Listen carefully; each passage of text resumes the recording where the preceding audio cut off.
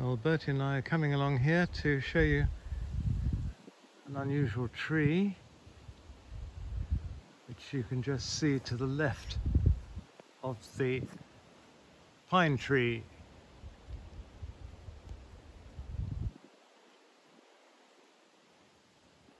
And coming in closer, you can see it is absolutely full of berries.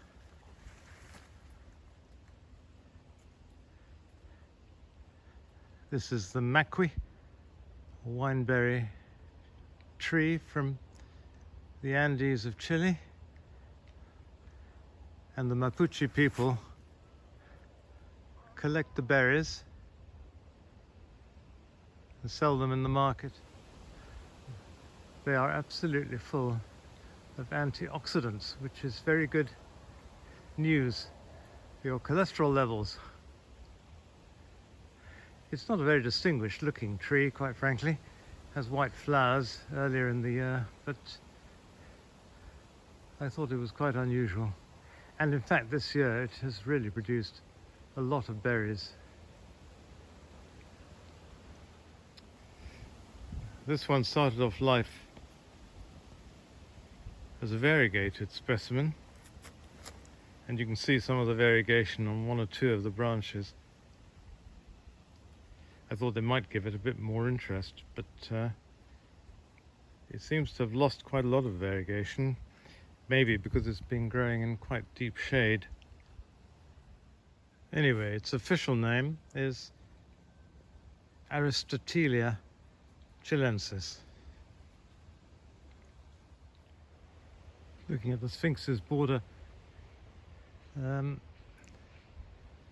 dominated really by Persicaria Donald Lowndes, which is allowed to go rampant really, and the marvellous Aster Munch.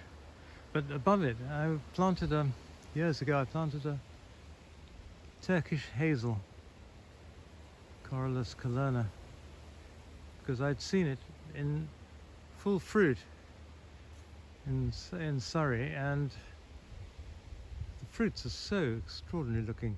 The hazelnuts enclosed in this fantastically shaped case. Well, I needn't tell you that, in fact, I've had, I think, about 2 fruits in the 20 or 25 years that this has been here. Not a success rate, really, to be proud of.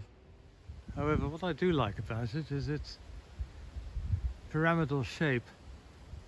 Very regular. So there it is, and I just hope that one year we might get a whole load of hazelnuts. I quite like this combination. It's a hydrangea called Hydrangea paniculata mega pearl, and it's in amongst the pseudowintera, and I think they go very well together.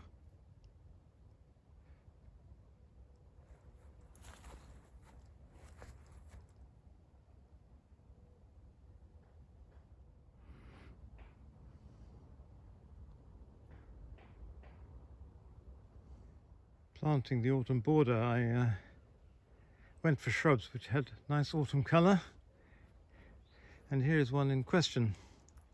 This is a Japanese shrub called Stephanandra tanaki, and it has these arching red stems. And actually I discovered that in the winter, when it's lost its leaves, it's still a very decorative feature, with the green stemmed dogwood behind it.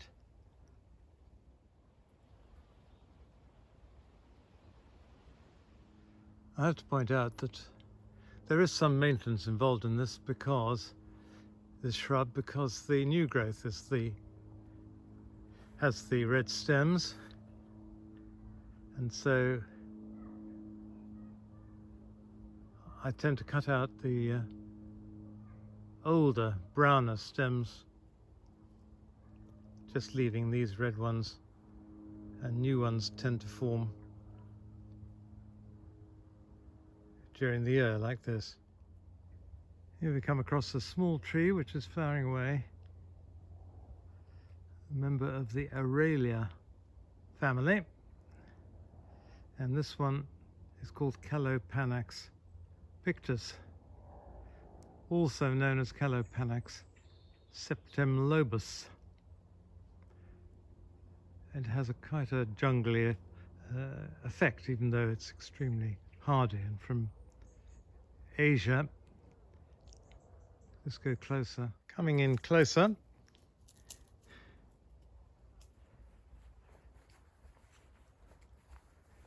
we see these leaves which are very pointed, and unless I'm unable to count, have to me 5 lobes. And I believe there are some with the 7 lobes that the name septemlobus seems to imply. There are also some with very rounded leaves and some with very incised leaves like this. It's a whole range, all the same plant, just regional variations. Now we'll come in, have a look at the flowers, which are typical Aralia flowers, almost like an ivy. They're quite intricate, really.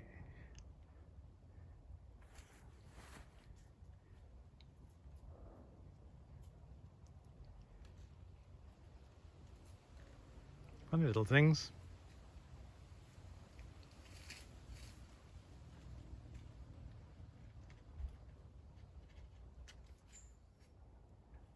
This specimen has produced a wonderful sort of warty trunk. But what you don't want to do, and what I have done, is to stand up suddenly when you're weeding underneath it. And I'll show you why. You have these lethal thorns everywhere.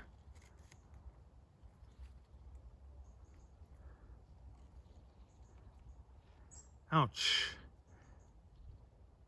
Even the memory I can feel at the top of my head. Coming around from the Calapanax is a far less lethal shrub from the Aralia family. This one is Schefflera macrophylla, which means large leaves, and they certainly are very large. They're brown underneath, and in fact the new growth in the spring is a browny fawn colour, and as the leaves get older they get bigger, 40 centimetres. It is rather tender. Here is a Buddleia from China, which should be issued with a health warning, really. It's incredibly vigorous. And this is a species called Buddleia nivea. The leaves are very bold, and this is a variety called yunannensis, which is actually bigger in all its parts than the type. Now, nivea means snowy or white, and I think you'll see on a lower branch here, which we can get at, that the new leaves and the new bits of stem are covered in a kind of white felty substance, which I suppose could fancifully be described as snowy. Now, as to the flowers, I have seen them described as purple. Well, now that, I think, is a bit of a sales pitch. You could just make out a few bits of purple at the tips of the flowers, but the rest is a kind of dirty white. But I don't suppose if you call the flowers a dirty white, it's going to sell many. But it really is the most massive grower.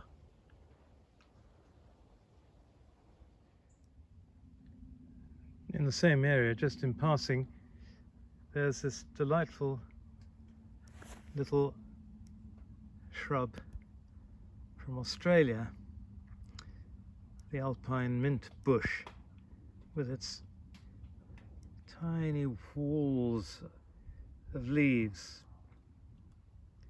And of course I can't smell them for you, but by rubbing them in your hands it's got a fantastic scent of mint. Now this is the hardiest of all the prostantheras that I can grow here, but in Cornwall the blue flowered ones from lower elevations are hardy. This one comes from the mountainous regions of southeastern Australia. Up close and personal, I'm going to take the opportunity to show you the inside of the flower, which strikes me as being rather like a bee orchid in shape. You've got the stamens sticking either side, ready to embrace the insect. You've got the guidance system with the purple and the landing pad of yellow, all set up for a nice fertilization situation. And as I'm grabbing the leaves here showing you this, it's giving off a wonderful scent of mint. If we take a walk along here, I'll show you this extremely wide-spreading clematis.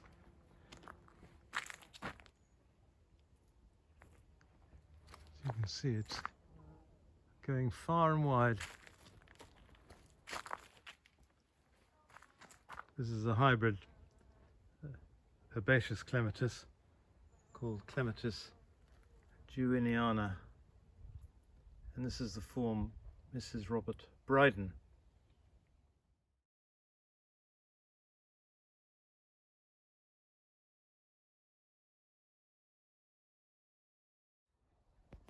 It can be rather invasive, but so can this Japanese anemone, Prince Heinrich, mixing in with it.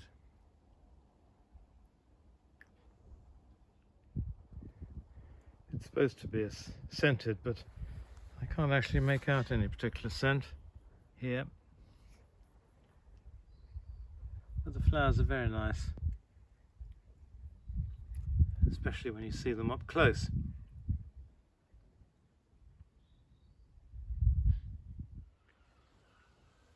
I'll just show you a couple of Japanese hydrangeas. This one is quite full of flowers, and the Japanese do seem to like a sort of very congested flower head, as you can see. This is really quite attractive. This is called Yokudanka, I believe, but the Japanese friend who I said its name to couldn't make out what I was saying. Anyway, and here's another Japanese one.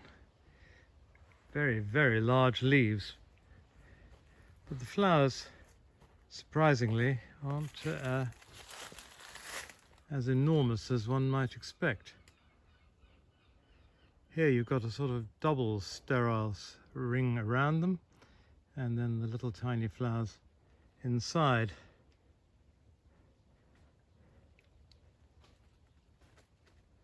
This one is called Koko no Koe, although I dare say the pronunciation is going to be somewhat awry.